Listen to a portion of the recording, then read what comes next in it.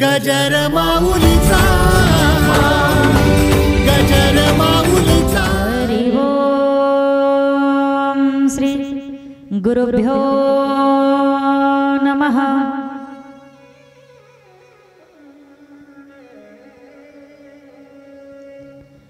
शुक्लां ब्रह्म विचार सार परमा मांधा जगद्व्यापिनी विना पुस्तक धारणे मवेदा जाद्यांधकारा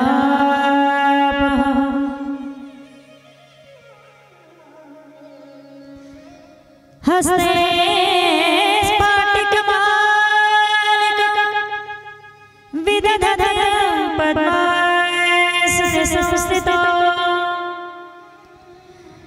वंदे परमेश्वरं भगवतं बुद्धिप्रदां शारदां।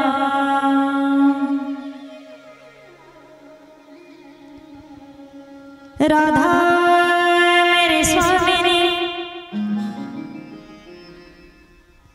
मैं राधे जी को दास जन्म जन्म मोहे दीजियो श्री वृंदावन धाम। वंशी विभूषित करार्णवनीरदाभात् पीताम्बरधरबिम्बफलाददष्टात् पूर्णेन सुन्दर मुखादरविन्दनेत्रा कृष्णा परं किमपि तदमहं न जानामि। कृष्णा परं किमपि तदमहं न जानामि। कृष्णा परं किमपि तदमहं न जानामि।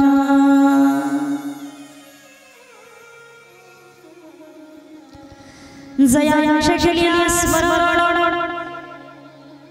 होय सकळ विद्यांचे अधिकरण तेच वंदो श्री चरण श्री गुरूंचे ते नमस्कारो नियात।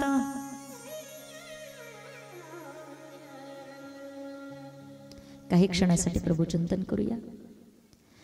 राधे कृष्ण राधे कृष्ण कृष्ण कृष्ण राधे राधे राधे श्याम राधे श्याम श्याम श्याम राधे राधे।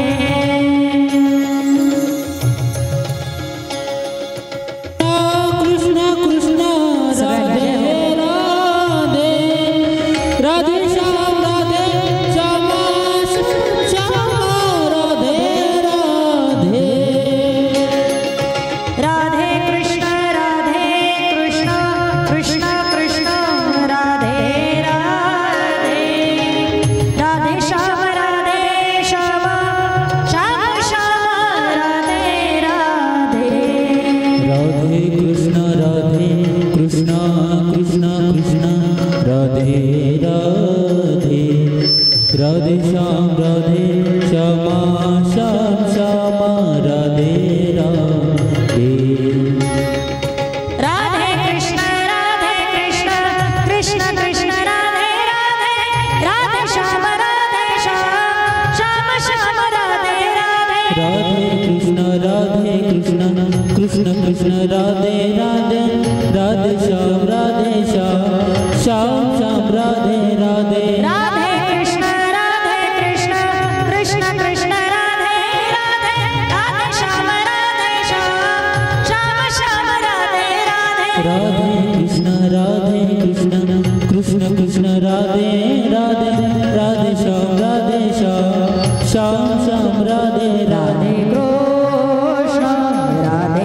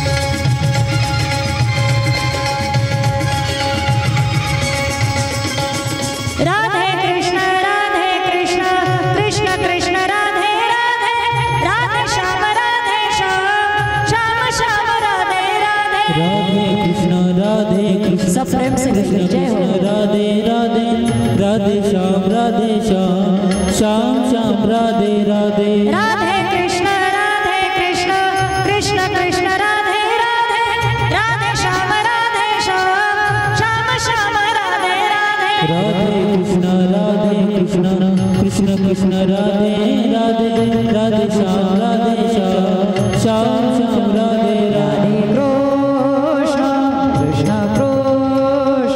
राधे राधे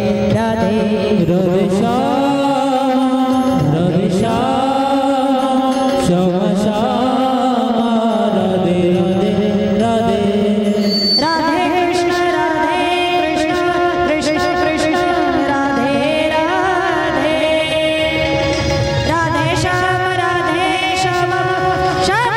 राधे राधे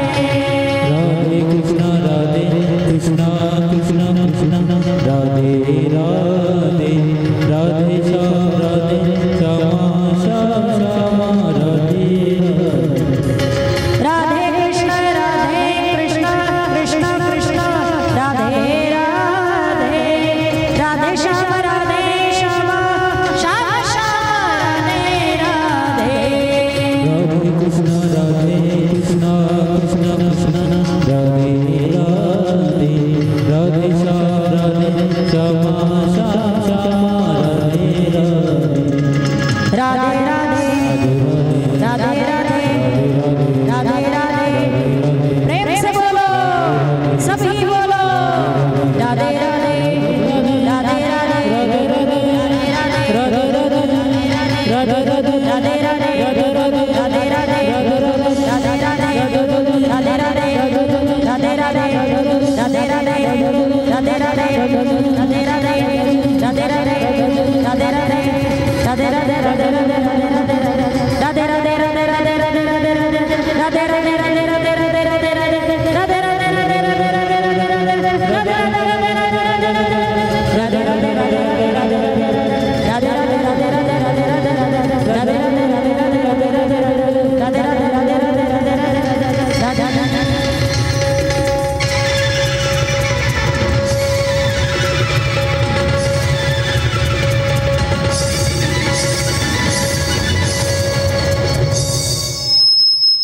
पुंडलीकवरदारि विठ्ठल श्री ज्ञानदेव तुकाराम पंढरीनाथ भगवान की जय मामा ज्ञानेश्वर महाराज की जय जगद्गुरु तुकाराम महाराज की जय शांति ब्रह्म एकनाथ महाराज की जय विश्वगुरु श्री निवृत्तिनाथ महाराज की जय श्री आवध रामचंद्र भगवान की छत्रपति शिवाजी महाराज की जय धर्मवीर संभाजी महाराज की श्रीमद् भागवत महापुराण की जय जय जय श्री राम राधे जय जय श्री राम राधे जय जय श्री राधे श्याम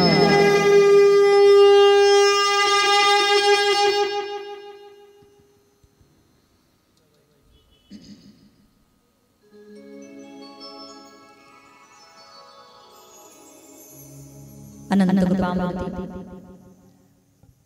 श्री अकारण कारण करुणावर्णालय रुक्मिणी प्राण संजीवन जगतधार अखिलेश्वर अखिलकोट ब्रह्मांड नायक पांडुरंग परमात्म्याच्या असीम कृपेद्वारा मुक्त कैवल्य तेजोनिधी ज्ञानियांचे राजे साधकांचे मायबाप योगियांची माऊली अनाथाची माय विश्वमाऊली श्री ज्ञानोबराय अखिल विश्वाच्या परमार्थ उदरामध्ये व्याप्त असलेले जगद्गुरु जगद्वंदनीय श्रीमंत श्री तुकाराम महाराज आदिकृण संत महंतांच्या कृपा आशीर्वादाने आपणा सर्व श्रोते मंडळींच्या उपस्थितीमध्ये मातृपितृ पुण्यस्मरणाच्या भव्य दिव्य सोहळ्याच्या निमित्ताने वैकुंठवासी पंढरीनाथ त्र्यंबक गायकर यांच्या चतुर्थ पुण्यस्मरणाच्या निमित्ताने व आदरणीय वैकुंठवासी ताराबाई पंढरीनाथ गायकर यांच्या तृतीय पुण्यस्मरणाच्या निमित्ताने भव्य दिव्य संगीतमय श्रीमद भागवत कथेचा आजचा हा असणारा परमपवित्र दिवस म्हणजे चतुर्थ दिवस आहे। चतुर्थ दिवसाचं चिंतन करीत असताना आपण तृतीय दिवशी काय श्रवण केलेलं आहे आपल्या सगळ्यांना ज्ञात आहे। अखिल गुणनिधान भगवान परमात्म्याच्या नाना अवतारांचं चरित्र श्रवण करीत असताना परमात्म्याने हे अवतार कशासाठी घेतले, कुणासाठी घेतले आणि त्या मागील पार्श्वभूमी काय आहे शुकाचार्य राजा परीक्षितीला सांगतायत। आणि राजा परीक्षिती मोठ्या तन्मयतेने श्रद्धायुक्त अंतःकरणाने ही श्रीमद भागवत कथा श्रवण करीत आहे। सृष्टी उत्पत्ती करत असताना स्वयंभू मनो आणि शतरूपा यांच्या असणाऱ्या 3 मुलींचा विचार आपण कालच्या दिवशी केला। आकुती, देवहूती आणि प्रसूती यांचा विचार आपण कालच्या दिवशी केलेला आहे। सृष्टी उत्पत्तीमध्ये स्वयंभू मनो आणि शतरूपा यांचा असणारा पुत्र ज्याचं नाव आहे राजा उत्तानपात। उत्तानपात राजाला 2 पत्नी आहेत। एकीचं नाव आहे सुरुची आणि एकीचं नाव आहे सुनीती। उत्तानपात राजाला सुनीती आवडत नव्हती, सुरुची आवडायची। माणसाचं जीवन हे वैशिष्ट्यपूर्ण असं असतं की कोणत्याही माणसाला सुनीती आवडत नाही, पण सुरुची आवडल्याशिवाय राहत नाही। उत्तानपात राजाच्या चरित्राचं वर्णन करीत असताना एक घटना अशी श्रवण केली। आपल्या वणीच्या जवळ एक गाव आहे, त्या उत्तूर नावाच्या त्या गावामध्ये म्हणजे राजा उत्तानपात हा राहत होता। त्याला 2 पत्न्या होत्या, म्हणून आजही त्या गावामध्ये जर आपण पाहिलं तर प्रत्येक माणसाला 2च बायका आहेत। मग ते म्हणाल हे कसं घडू शकतं? एखाद्या वेळेला पहिली जी असेल तिला मूलबाळ होत नसेल, मग दुसरी करावी लागायची। एखाद्या वेळेला पहिली स्वर्गवासी झाली, दुसरी करावं लागत होती। एखाद्या वेळेला एखादीला मुलंच असतात किंवा मुलीच असतात, मुलासाठी अशा नाना प्रकारचे कारण आपल्याला पाहायला भेटतात। पण त्या गावातलं एक चांगलं म्हणजे वैशिष्ट्यपूर्ण म्हणजे असे आहे की प्रत्येक माणसाला 2च बायका आहेत। हां, माणसांच्या तर मनामध्ये गुदगुल्याच होत असतील, ते म्हणतील बरं आहे मग चांगलं गावच दिसतं, हे सोडावून तिथं जाऊन राहावं। प्रत्येकाला 2 पत्नी आहे। आजही ते गाव जर पाहिलं, राजा तिथे राहत होता आणि थोडंसं ओस पडलेलं आहे। गाव तिथून उठला आणि बाजूला जाऊन बसलेला आहे। राजा उत्तानपाताची ती नगरी आहे असं चरित्रामध्ये वर्णन केले जात आहे। तसा हा उत्तानपात राजा याला 2 पत्न्या सुरुची आणि सुनीती। सुरुचीला उत्तम नावाचा मुलगा आणि सुनीतीला ध्रुव नावाचा मुलगा। आता सुरुची आवडत होती म्हणून तिचा मुलगा सुद्धा आवडायचा। आता सुनीती आवडतच नाही म्हणून ध्रुव सुद्धा त्याच्या जवळ जास्त न जाणे किंवा त्यानं ध्रुवाला जास्त न घेणे। एक दिवस हाच उत्तानपात राजा राजसिंहासनावरती बसला। सुरुचीचा मुलगा उत्तम आला आणि वडिलांना म्हणतो, बाबा मला तुमच्या मांडीवरती बसायचं आहे। उचललं आणि राजा उत्तानपाताने त्या उत्तमाला मांडीवरती घेतलं। इतक्यामध्ये ध्रुव आला आणि त्यांनी पाहिलं माझा भाऊ जर माझ्या पित्याच्या मांडीवरती बसलेला आहे तर मला पण बसायचं आहे। ध्रुव वडिलांकडे गेला, म्हणू लागला, बाबा मला पण मांडीवरती बसायचं आहे। ध्रुवाचा तो चेहरा पाहिला, उत्तानपाताला आनंद झाला। ध्रुवाचं ते स्मित हास्य, त्याचा तो चेहरा, राजा उत्तानपाताचं अंतःकरण द्रवलं, उचललं, ध्रुवाला मांडीवरती घेतलं।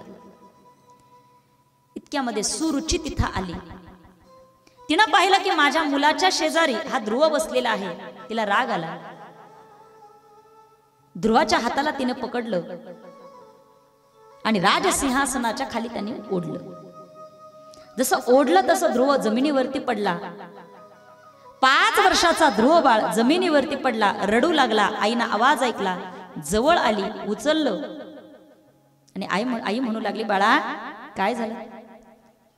आई बघ ना, तो उत्तम बाबांच्या मांडीवरती बसला, मला पण मांडीवरती बसायचं आहे, मग मी का मांडीवरती बसू शकत नाही?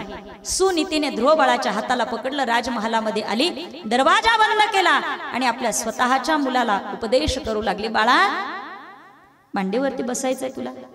हो आई. तो उत्तम कसा बसला मांडीवरती, मला पण बसायचं आहे. आई म्हणू लागली, बाळा मांडीवरच बसायचं आहे, पण नासक्या आणि कुसक्या मांडीवरती बसण्याची अपेक्षा करतो आहे. त्या मांडीवरती जर तू बसला तर 1-2 तासानंतर तुला खाली उतरावं लागेल, पण अशा मांडीवरती बस की ज्या मांडीवरून तुला कोणीही खाली उतरू शकणार नाही. म्हणे आई मग अशी कोणाची मांडी आहे? म्हणे त्या भगवंताची आहे, देवाची आहे. मग आई तो भगवंत कुठे असतो? म्हणे ध्रुवा बाळा, तो देव तर भेटत नाही रे, भेटत नाही, पण मला जर त्याच्या मांडीवरती बसायचं जर असेल तर सांग ना, काही उपाय आहे का? आईने सांगितलं, बाळा 5 वर्षाचा आहे, लहान आहे, तुला व्यवस्थित बोलताही येत नाही, देव शोधण्याकरता कशाला जाण्याची गरज आहे, जाऊ नको. ध्रुव बाळाने हट्ट धरला आणि आईला सांगितलं, आई मला देव त्याच्या मांडीवरती बसायचं आहे, त्याला भेटायचं आहे. आईने सांगितलं, ठीक आहे, मग एक काम कर. म्हणजे काय? मधुबन नावाचं वन आहे, त्या वनामध्ये जा, तिथे परमात्म्याचं चिंतन कर आणि तुला देव नक्की भेटेल. 5 वर्षाचा ध्रुव बाळ आईच्या सांगण्यावरून निघाला, वनामध्ये गेला आणि नारदांच्या सांगण्यावरून चिंतन करू लागला. पण ते वन होतं मधुवन नावाचं. आणि त्याने विचार केला, आपल्याला देव भेटेल का? म्हणे भेटेल का प्रश्नचिन्ह आता आणायचं नाही, भेटलाच पाहिजे. म्हणून 5 वर्षाचा ध्रुव बाळ आईनं सांगितल्याप्रमाणे मधुबन नावाच्या वनामध्ये गेला आणि प्रभू चिंतनाला सुरुवात केली.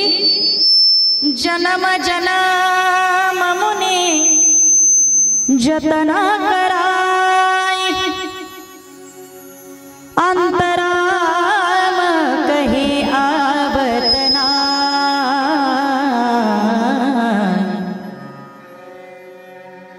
जन्म जन्म मुनि जतन कराई, अंतराम काही आवत नाही.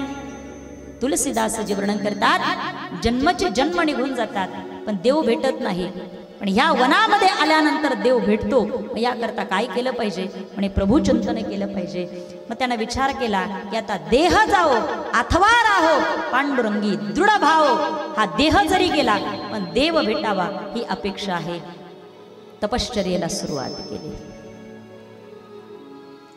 आणि मंत्र गाऊ लागला. मंत्र कोणता होता? ओम नमो भगवते वासुदेवाय, ओम नमो भगवते वासुदेवाय, ओम नमो भगवते वासुदेवाय, ओम नमो भगवते वासुदेवाय. सासों की माला पे सिमरू में राधे नाम, सासों की माला पे सिमरू में पीका नाम.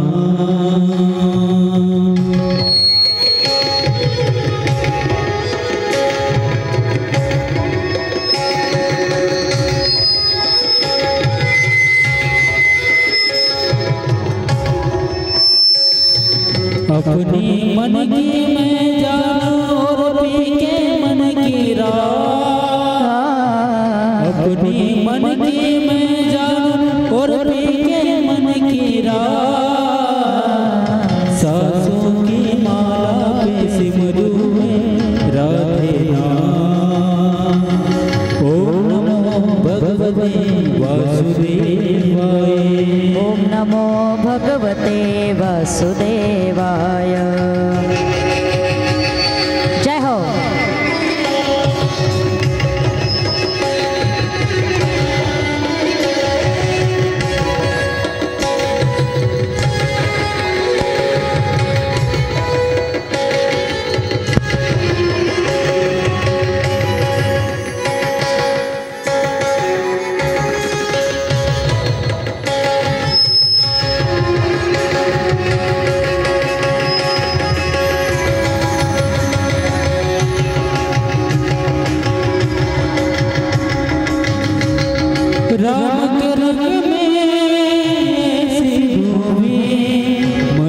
गया महनो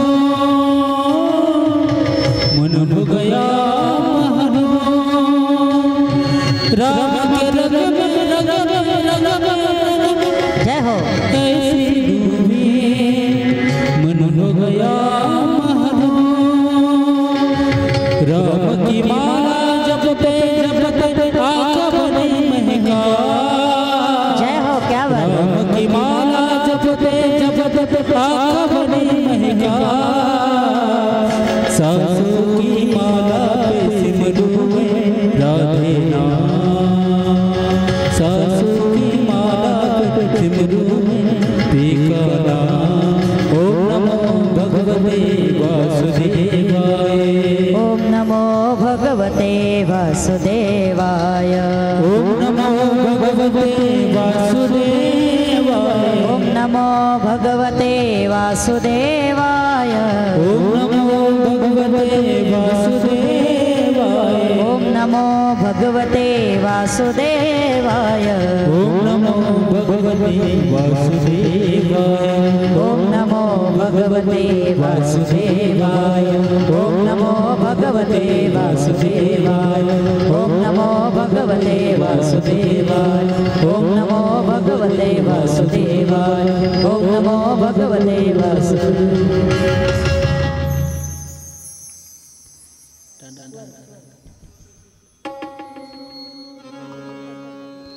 ओम नमो भगवते वासुदेवाय। भागवतामधील असणारा हा परम पवित्र मंत्र अदृश्य वस्तू सुद्धा डोळ्यासमोर दिसण्याची ताकद ज्या मंत्रामध्ये आहे तो हा मंत्र आहे। ओम नमो भगवते वासुदेवाय। ध्रुव बाळाने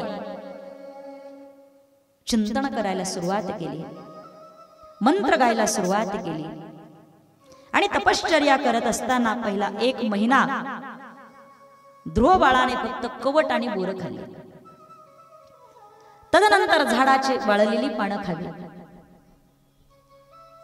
काही दिवसानंतर 9-10 दिवसांनी पाणी प्यायला सुरुवात केली आणि एक दिवस ध्रुव विचार करतो आहे, परमात्मा माझ्या डोळ्यासमोर मला दिसत नाही ना। शेवटी ध्रुव बाळाने एकदम एक दिवस श्वास कोंडला।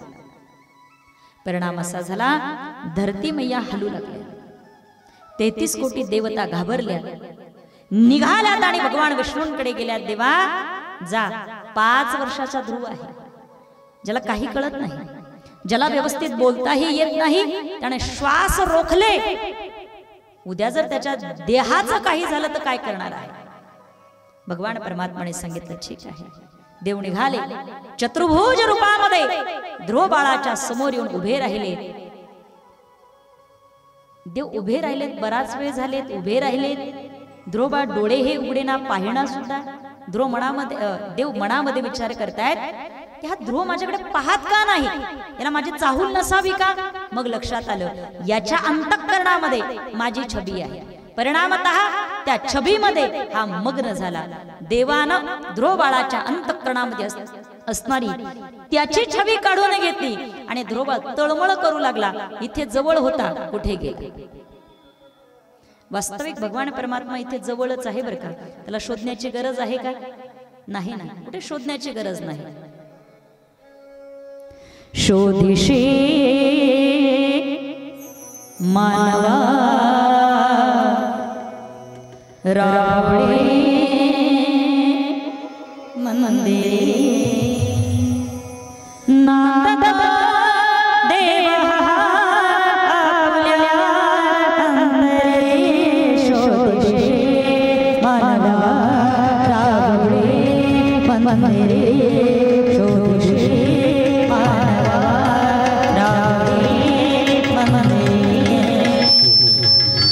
नाग तू निभा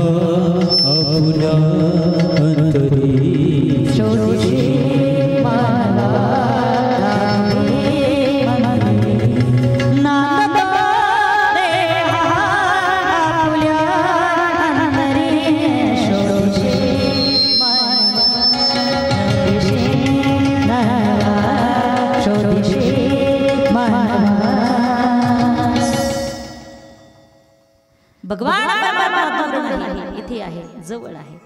फक्त जाणायची त्याला गरज आहे, फक्त जाणण्याची. ध्रुव बाळ विचार करतो आहे, इथे होता तो परमात्मा कुठे गेला म्हणून व्याकुळ झाला. डोळे उघडले, समोर पाहतायत तर कोण आहे? चतुर्भुज रूपामध्ये अखिल गुणनिधान भगवान परमात्मा उभा आहे. ध्रुव बाळाला एवढा आनंद झाला. इतके दिवस, इतके महिने कष्ट केले, पण देह भाव हरपला आणि तुझ पाहता विठ्ठला. आमचे वारकरी निवृत्तीनाथांच्या वारीला जातात, त्र्यंबकेश्वरवरून पंढरीला जातात, पण 1 महिना पायी वारी करून सुद्धा पंढरपुरामध्ये जर गेले त्यांचा विचार एकच असतो, इतक्या दिवस ज्याच्या दर्शनाकरता आम्ही आलोत ना त्याचं दर्शन झालं पाहिजे. आणि इतक्या लांबून चालत चालत पंढरीला गेल्यानंतर त्याचं दर्शन झालं की मग म्हणतात आता काय, आता निश्चिंतेने पावलो विसावा. एवढंच नाही देवा, तुला पाहिलं ना, तुझं पाहता सामोरी दृष्टी न फिरे माघारी. देवा तुला पाहिलं ना, आनंद वाटतो आहे, आनंद. आणि वारकऱ्याच्या मनातली भावना असते, आजे संसार सफल झाला गे माय, आज संसार सफल झाला गे माय, देखिले पाय विठोबाचे,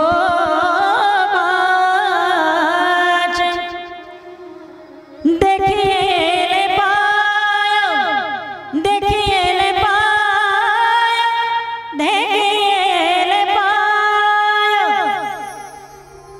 देखिले पाय विठोबाचे, तो मज भावा, तो मज भावा, तो मज भावा, तो मज भावा.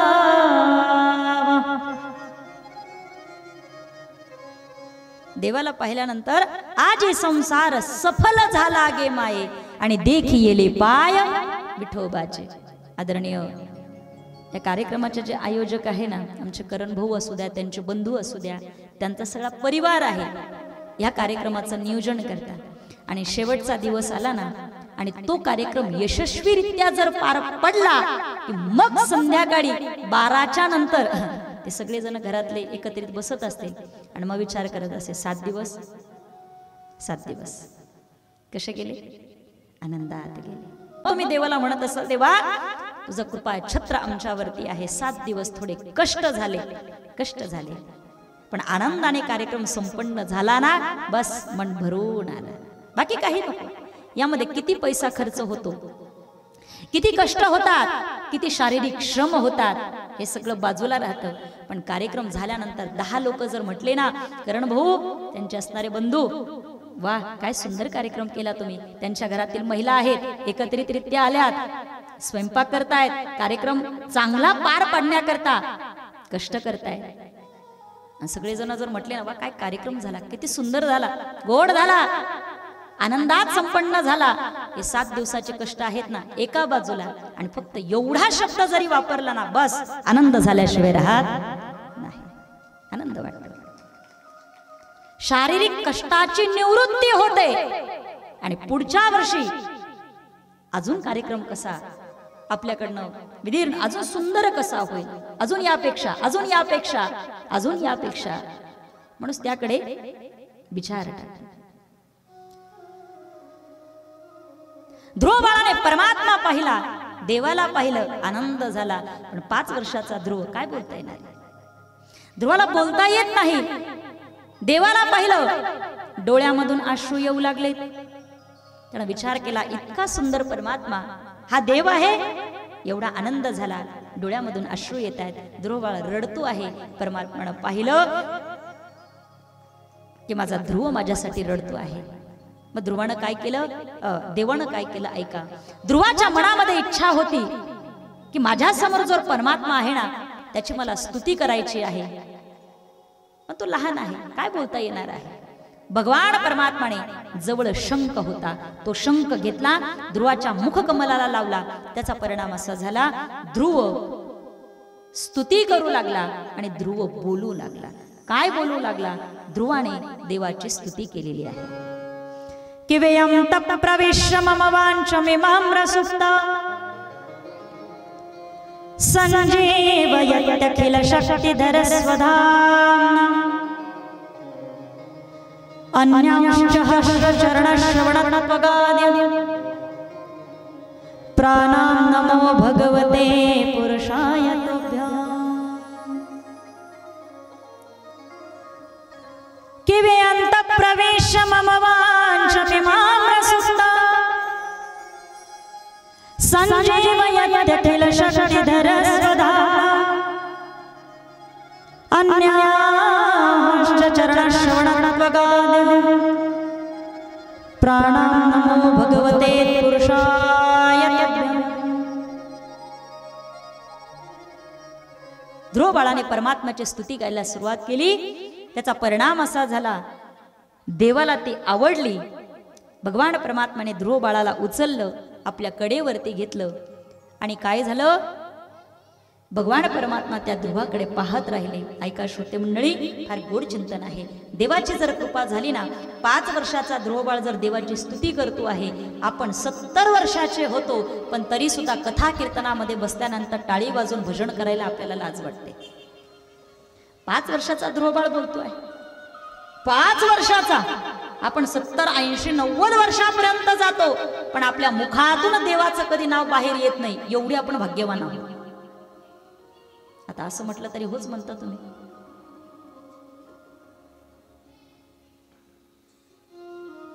देवाची जर कृपा झाली ना, काही सुद्धा होऊ शकतं. मूकं करोति वाचालं पंगुं लंघयते गिरिं यत् कृपातमहं वंदे परमानंद माधवम्. देवाची फक्त कृपा व्हायला पाहिजे. एकदा देवाची कृपा झाली ना, देव काहीही करू शकतो. देवाची कृपा झाली तर मुकाही बोलायला लागतो आणि पांगळा सुद्धा चालायला लागतो. पण देवाची अवकृपा जर झाली ना, बोलणारा मुका होतो आणि चालणारा पांगळा होतो. हे देवाच्या अवकृपेची लक्षणं आहे. म्हणून तर आमची जनाबाई म्हणते, या जगामध्ये जर कुणाला तुम्हाला सखा करून घ्यायचं असेल ना, मित्र करून जर घ्यायचं असेल ना, तर फक्त त्या देवाला करा. कारण देव सखा जरी विश्व अवघे कृपा करी. देवाची फक्त कृपा व्हायला पाहिजे. तुका म्हणे आले समर्थाचे म्हणा आणि तरी होय राणा रंग त्याचा. देवाच्या मनात आल्यानंतर देव काहीही करू शकतो, काही सुद्धा. अशा प्रकारे ध्रुव बाळाला आता परमात्मा भेटला, देवाचं दर्शन घेतलं आणि आता देवाला विचारलं, हे ध्रुवा तुला काही पाहिजे का? ध्रुवाने सांगितलं, ज्याच्यासाठी तपश्चर्या केली ना ते पाहिजे. म्हणे काय? बसण्याकरता मांडी पाहिजे. बसण्याकरता मांडी पाहिजे. म्हणे बाळा अशी तुला मांडी देतो, अशी तुला जागा देतो, हे जे जग जोपर्यंत आहे ना तोपर्यंत तुला कोणीही उठू शकणार नाही. आजही ध्रुव बाळाला अशी जागा दिली. कोणती? अडळपदी बाळ बसविला ध्रुव, अडळपदी बाळ बसविला ध्रुव, अढळपदी बाळ बैसविला ध्रुव, अढळपदी बाळ बैसविला ध्रुव. शिराचा सागर उपमूल्य, शिराचा सागर उपमूल्य,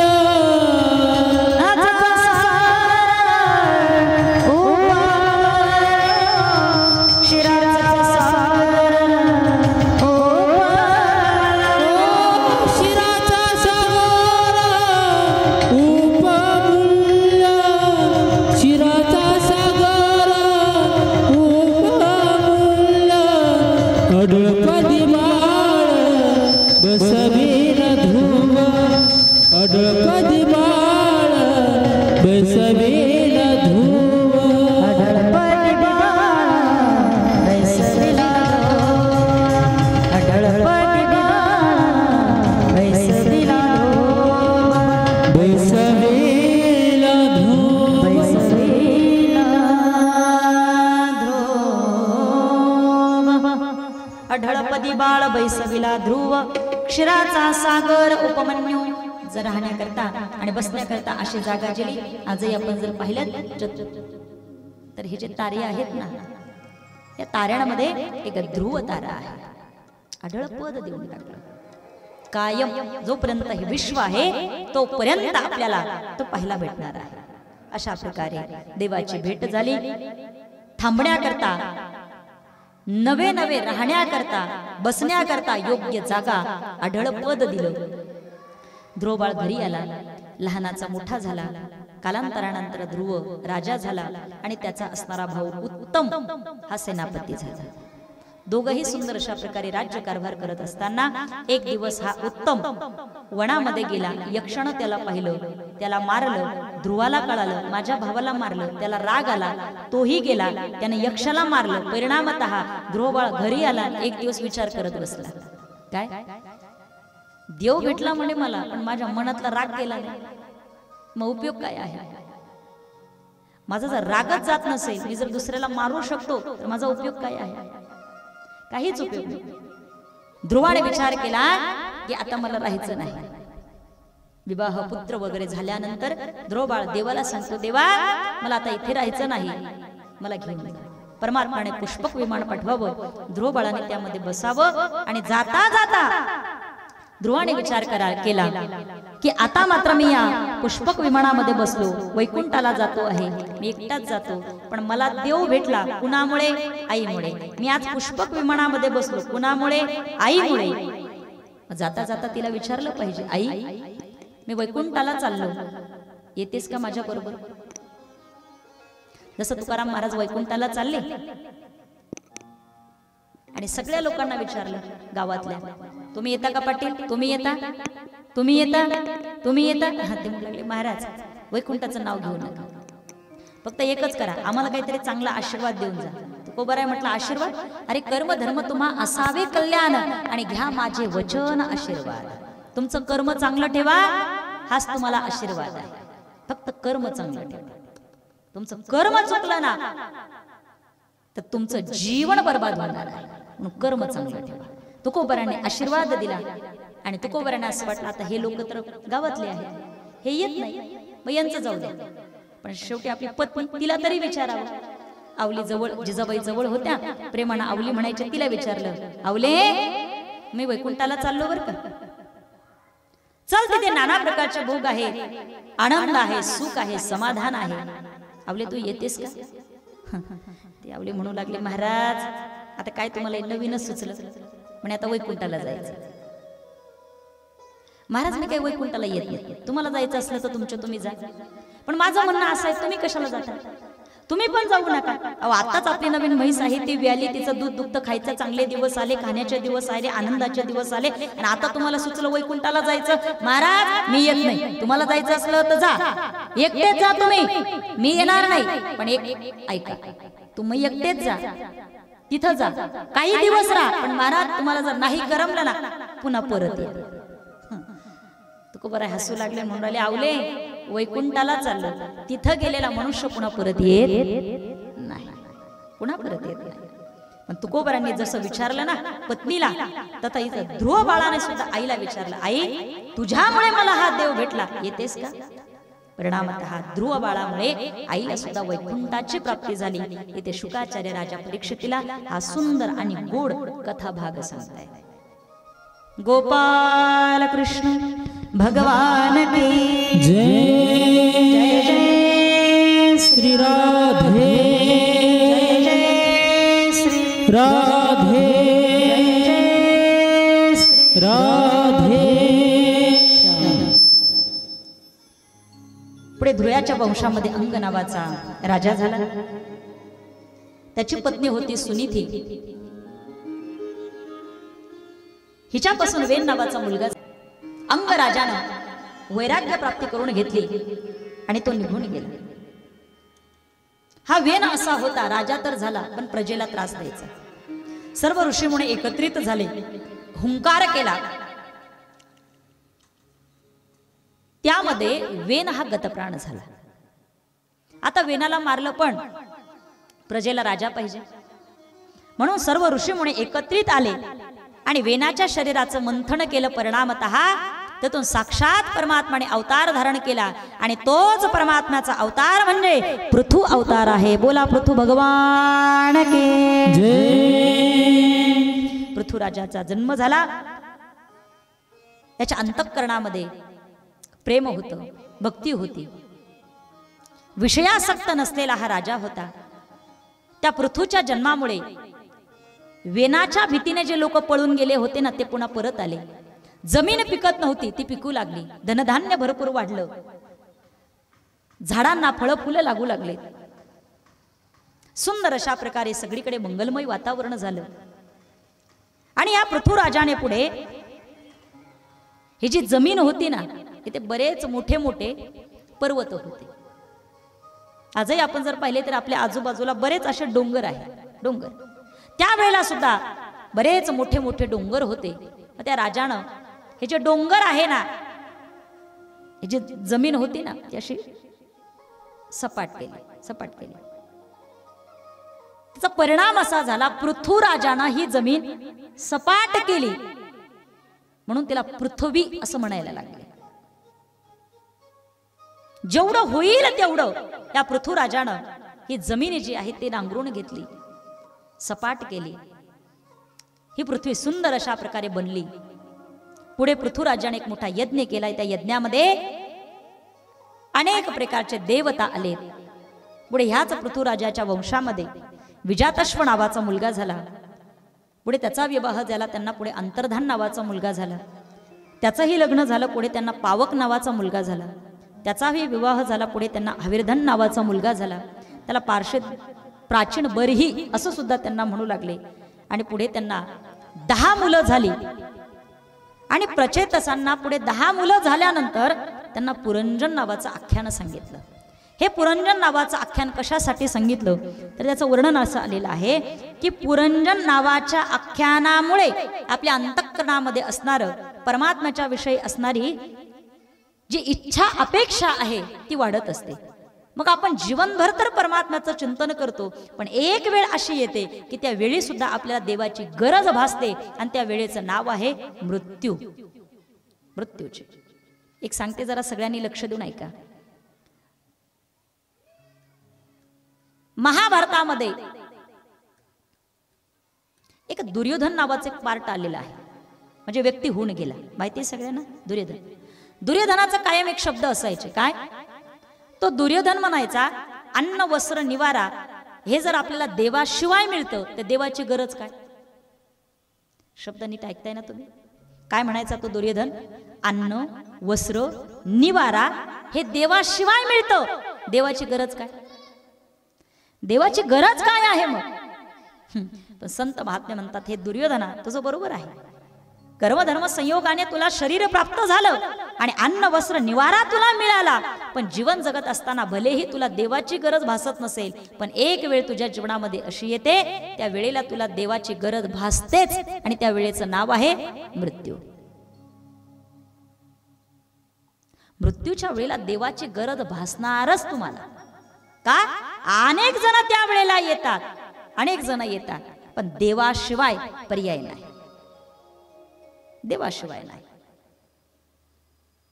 म्हणून या ठिकाणी ज्ञानोबराय सुद्धा म्हणतात मरणाच्या वेळेला आयुष्यभर केलेलं पुण्यकर्म जर कामा आलं आणि मुखामध्ये जर देवाचं नाव आलं तर अंतिसामती मृत्यूच्या वेळेला देव जर आठवला ना तर ह्या जीवनाचं कल्याण झाल्याशिवाय राहणार नाही. मरणी जया जे आठवे तो तेची गती पावे म्हणून सदा स्मरावे मातेची तुआ. प्रियव्रत नावाचा राजा स्वयंभू म्हणून आणि शतरूपा यांचा असणारा दुसरा मुलगा प्रियव्रत राजा. त्या राजाचं लग्न झालं बहिष्मतीशी आणि पुढे त्यांना 10 पुत्र झाले आणि 1 कन्या झाली. दुसऱ्या भार्येपासून पुन्हा त्यांना 3 पुत्र झाले आणि 1 अब्ज 10 कोटी वर्ष त्यांनी ह्या पृथ्वीवरती राज्य केलं. त्यांचा मुलगा अग्निग्रह राजा त्याचं एका अप्सरेसोबत लग्न झालं आणि पुढे ऋषभदेवांचं आगमन त्यांच्या घरी झालं. तो परमात्म्याचा साक्षात अवतार आहे. आणि एकदा सगळ्यांनी मोठ्या प्रेमाने ऋषभदेवांचा जय जयकार करा. ऋषभदेव भगवान ऋषभदेवांचं आगमन झालं, त्यांचा जन्म झाला. ऋषभदेवाने पुढे गृहस्थाश्रमाचा स्वीकार केला. इंद्रदत्त जयंती नावाच्या कन्येपासून म्हणजेच पत्नीपासून पुढे त्यांना 100 मुलं झाली. किती मुलं झाली महिला मंडळ? थोडं तुम्ही बोलत चला पटपट. किती मुलं झाली? हां त्या काळामध्येच होत होतं. आता हम दो हमारे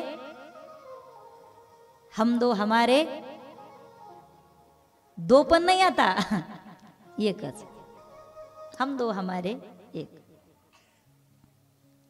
त्यावेळेला महाराज आणि अजूनही काही जर पाहिलं जुने माणसं तर अजून त्यांना 9-9, 10-10 मुली, 5-5, 6-6 मुलं. अजून काही लोक आहेत ना, फार मोठी फॅमिली आहेत त्यांची. आता मी एक यूट्यूबवरती मला वाटतं गुजरात की तमिळनाडूची एक महिला होती, तिला 24 मुलं आहेत. किती? 24. आता एवढ्या मुलांचं नाव घ्यायचं कामच नाही राहिलं. पहिले होती महाराज एवढं. एक बाई बसमध्ये चढली, गर्दी होती, 5-6 तिचे लेकरं. कंडक्टर म्हणू लागला, अरे एवढे पोरं कशाला आणायचे, याच्यातले अर्धे घरी ठेवायचे ना, तुमच्या ह्या पोरांमुळे एवढी गर्दी झाली. ते म्हणाली, साहेब हे अर्धेच सोबत आणले, अर्धे घरी. एवढे होते पहिले. तसं ऋषभदेवांना किती मुलं झालीत? 100 मुलं. आणि त्या 100 मुलांपैकी श्रेष्ठ महायोगी राजा भरत आहे. भरताच्याच नावावरून असं म्हणतात या भारत देशाचं नाव पडलेलं आहे. ऋषभदेवांनी मुलांना उपदेश केला आणि उपदेश करून आपल्या शरीराचा त्याग केला. भरताचा पुढे विवाह झाला पंचजनी नावाच्या विश्वरूप कन्येशी. त्यांना पुढे 5 मुलं झाले. आणि भरताच्या अंतःकरणामध्ये त्यागी भावना असल्यामुळे त्याने राज्याचा त्याग केला, मुलांचा त्याग केला, पत्नीचा त्याग केला आणि देवाचं भजन घडावं याकरता गंडकी नदीच्या किनाऱ्यावरती जाऊन एक सुंदर अशा प्रकारे पर्णकुटी बांधली आणि तिथे जाऊन राहू लागला. तिथे राहत असताना रोज सकाळी प्रातःसमयी उठायचं ब्रह्ममुहूर्तावरती. किती वाजता उठायचं महिला मंडळ? सकाळी. किती वाजता? ब्रह्ममुहूर्तावरती. पूर्वीच्या महिला पहाटे लवकर उठायच्या, 5 वाजता 6 वाजता अशा उठायच्या. आता पण लवकर उठतात, तशा 9ला 10ला अशा उठतात ते.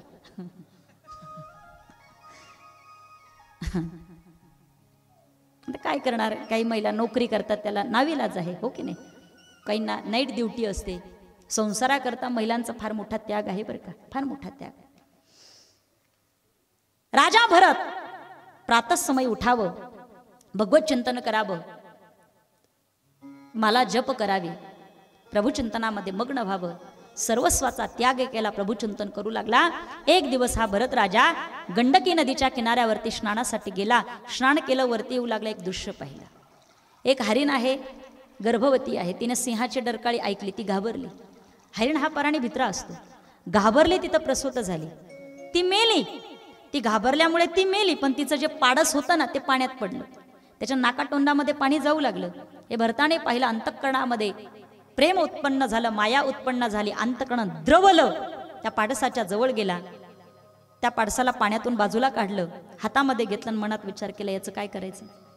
म्हणजे इथंच जर सोडून दिलं तर जंगलातले पशु हिंस्र प्राणी जे आहेत याला मारून टाकते. आता काय करावं. पुन्हा त्या पाण्याच्या जवळ गेला, त्याचं अंग पहिल्यांदा स्वच्छ केलं. म्हणजे असं करू, आपल्या घरी घेऊन जाऊ, आपल्या आश्रमावरती घेऊन जाऊ. उचललं, त्याला घरी आणलं. कुठून तरी पहिल्या दिवशी दुधाची व्यवस्था केली, दुसऱ्या दिवशी पुन्हा दुधाची व्यवस्था, तिसऱ्या दिवशी पुन्हा दुधाची व्यवस्था. पण ते 2-3 दिवस राहिल्यामुळे ते भरताचा जीव त्या हरणावरती जडला. मग आता असा विचार केला, म्हणे दुसरीकडं कुठं याला ठेवण्यापेक्षा म्हणे इथेच या आश्रमामध्ये राहू. एवढं प्रेम जडलं, एवढं प्रेम जडलं. म्हणे आता असं म्हणतात की जसं जसं पाडस असू द्या, एखादा प्राणी असू द्या, एखादा मूल असू द्या, लहानाचं जसं जसं मोठं होईल तसं तसं त्याची भूक सुद्धा वाढत असते. आता हे हरिण जे होतं हळूहळू मोठं होऊ लागलं, त्याची भूक वाढू लागली. मग काय करावं. मग तो भरत राजा विचार करतो की म्हणे दूध बाहेरून आणू शक्य नाही, न पेक्षा एक काम करू, म्हणे गायच विकत घेऊ. गाय विकत घेतली. आता गाय विकत घेतली, पण गाईला चारा, तो म्हणे मी जर चारा आणायला गेलो तर माझे भगवत चिंतन राहून जाईल. म्हणण्यापेक्षा गाईला सांभाळणारा एक व्यक्ती ठेवू, मग तो काय फुकट राहील का? मग त्यालाही पगार. म्हणजे तिकडे सर्वस्वाचा त्याग केला आणि इथं आल्यानंतर पुन्हा संसार चालू झाला, मग सारखंच झालं की नाही? पण भरत राजा विचार करतो आहे तर काय करावं. त्या पाडसावरती एवढं प्रेम जडलेलं, त्या हळूहळू पाडस जे आहे ना हरणाचं, असं आश्रमामध्ये फिरायचं, भरताजवळ येऊन बसायचं. आता मांजर एक जात असते बघा, ती काय करते, तिला जर जायचं जर असेल ना तर तो घरातले ते माणसं तिच्यावरती जे प्रेम करतात ना, ते मांजर काय करते, त्या माणसांच्या घरातल्या लोकांच्या अंगाला अशी घासून जाते. त्या घरातल्या माणसांना आनंद होतो, ही माझ्यावरती प्रेम करते. पाडस पण तसंच करायचं हरणाचं. ते भरत राजाच्या जुळून जायचं, असं खेटायचं, मांडीवरती येऊन बसायचं, खांद्यावरती खेळायचं, तोंडाला तोंड लावायचं.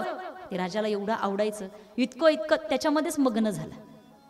आता भगवत चिंतन राहिलं बाजूला आणि आता हरणाची सेवा करायला सुरुवात केली. परिणाम असा झाला,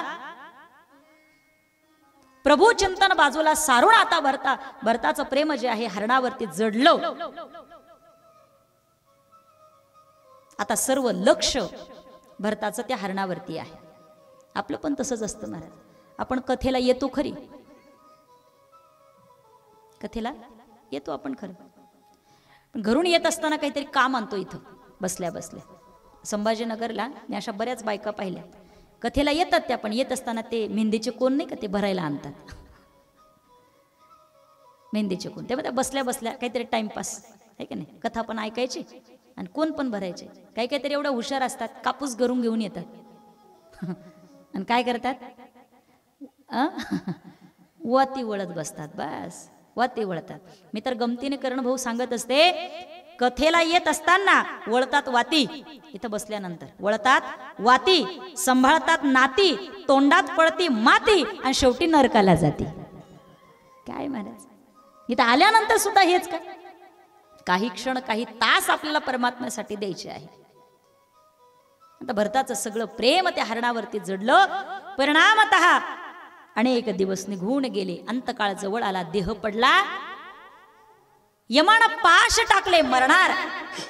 पण भरत राजा विचार करतो आहे, मी मरतो आहे, पण आता मी मेल्यानंतर माझ्या हरणाचं कसं होणार. आपलं असंच असतं ना, आपलं असंच असतं. काही महिला मंडळ, पुरुष मंडळी हाच विचार करतात, मी आहे तोपर्यंत ठीक आहे, मी गेल्यानंतर कसं होणार. बायका त्या सुनाला म्हणत असतात, अगं पोरी हो, मी आहे घरात म्हणून बरे, मी आहे म्हणून हा संसार चालू, मी आहे म्हणून हे घर टिकलेलं आहे. हा, मी जर नसते ना, त्या सुना हल्ली फार टार्गट, त्या म्हणतात म्हातारे तू आहे म्हणून काहीच बरं नाही, तू एकदाची जाय म्हणजे सगळं नीट होईल.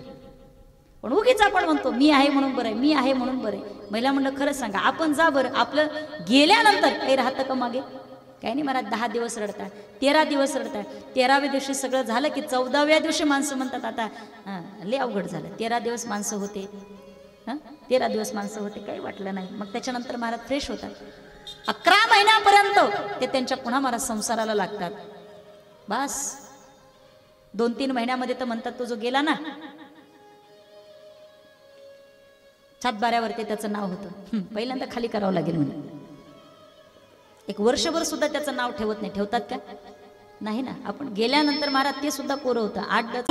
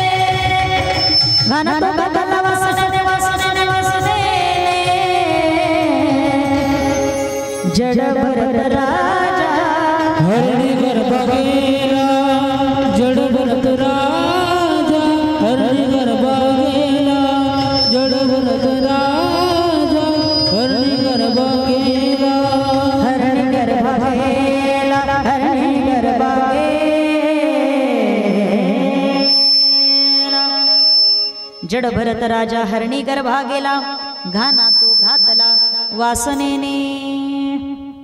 तो जन्म, तो देह संपला, दुसरा देह प्राप्त झाला. मरताना कोणाचं चिंतन केलं महिला मंडळ? हरणाचा. परिणामतः दुसरा जन्म कोणता मिळाला? हरणाचा.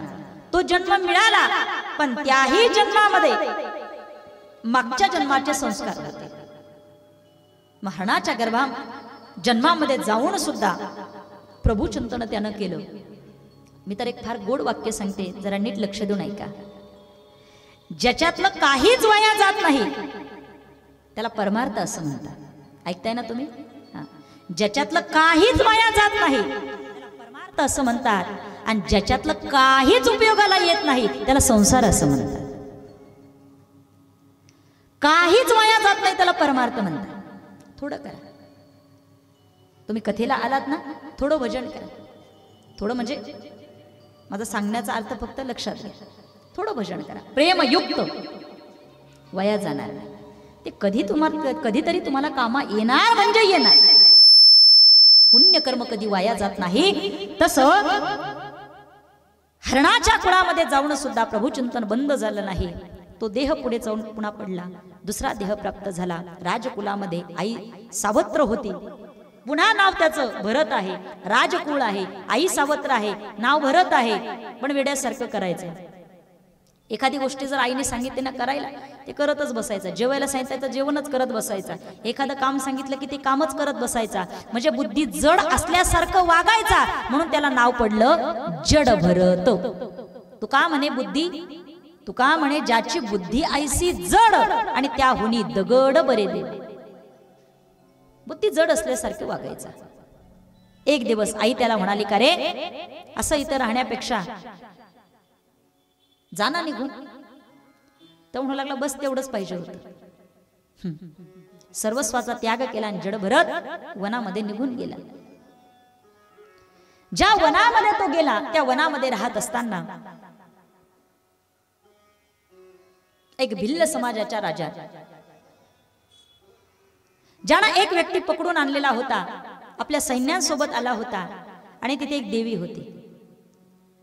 त्या देवीला नरबळी द्यायचा होता. ज्याला पकडून आणलेलं होतं ना, त्याला स्नान वगैरे घातलं, त्याला जेवू घातलं, भोजन दिलं, आणि आता त्याला मारायचंच होतं, पण तो त्यांच्या हातातून निसटला. तो पळून गेला. शोधाशोध केली, तो सापडला नाही. मग राजा म्हणे, वेळ होत चाललेली आहे, आपल्याला नरबळी द्यायचा आहे, काहीही करा त्याला सापडून आणा. सगळेजण निघाले, त्याची शोधाशोध केली, सापडला नाही. म्हणजे सापडत नाही राजा. मग जो कोणी असेल ना या वनामध्ये त्याला घेऊन ये. हा जड भरत एका झाडाखाली बसलेला होता, आणि हे राजाचे सेवक तिथं गेले म्हणू लागले, येतो का आमच्या सोबत? कशाला, काय, कशासाठी काहीच विचारलं नाही. म्हणू लागला, हो येतो. त्याला धरलं, राजाच्या समोर आणून उभं केलं. राजानं सांगितलं, याला बळी द्यायचा आहे, पहिल्यांदा याला स्नान घाल. साधं स्नान नाही, पंचामृताने स्नान घातलं. वरतून दही, दूध, लोणी, तूप टाकायचे ना. याला एवढा आनंद व्हायचं, कोणत्या जन्माचं पुण्य आहे. दही, दूध, तूप, लोणी येत आहे, खूप आनंद वाटायचा. त्याला स्नान घातलं, राजवस्त्र परिधान केले, आणि आता सांगितलं याला सुंदर अशा प्रकारे भोजन द्या. पक्वान्नांचं जेवण सुंदर त्याच्या समोर ठेवलं, त्याला जेवू घातलं. आणि आता राजाने सांगितलं, हे बघ तुला आता बळी द्यायचं आहे. सैन्याला सांगितलं, 4 जणांनी त्याला पकडलं, आणि राजवस्त्र सुंदर परिधान करून देवीच्या समोर उभं केलं. त्याच्या शिराला, डोक्याला पकडलं, खाली केलं, आणि राजाने म्यानातून तलवार काढली, मानेवरती ठेवली. मारणार दगडामध्ये विराजमान असणाऱ्या देवीने विचार केला, मी जर आता इथेच राहिली तर काय उपयोग आहे. माझ्या परमात्म्याचा असणारा भक्त त्याला जर माझ्या समोर मारलं तर माझ्यावरती प्रश्नचिन्ह आहे. दगडातली देवी प्रगट झाली. प्रगटली भवानी, मोह महिषासुर मर्दना लागुनी, महिषासुर मर्दना लागुनी, विविध तापाची करावया झाडणे, विविध तापाची करावया झाडणे. भक्त लागी तू पावसी निर्वाणी, भक्त लागी तू पावसी निर्वाणी. आईचा जोगवा जोगवा मागेन, आईचा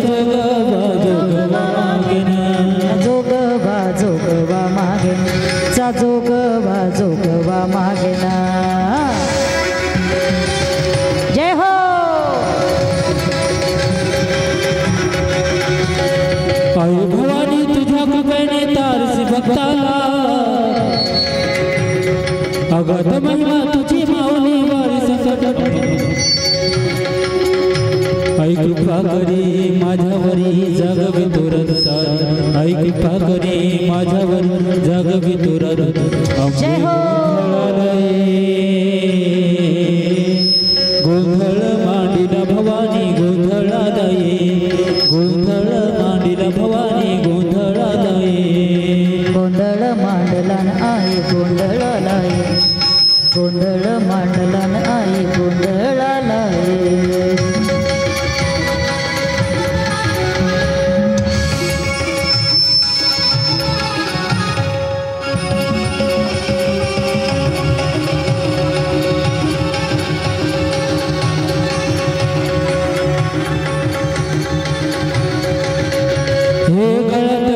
गवळ्याची माळ पायाला बांधून चाळ हातात तरडी तुला मी वाजत होतो संभळ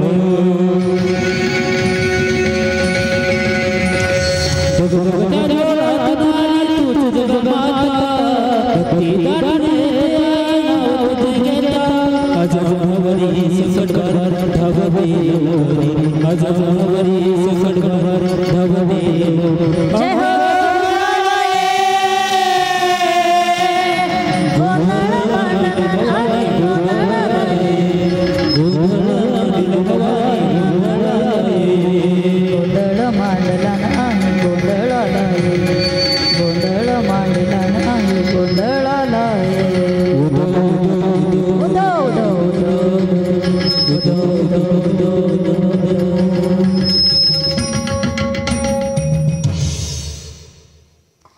जगदंबा माता के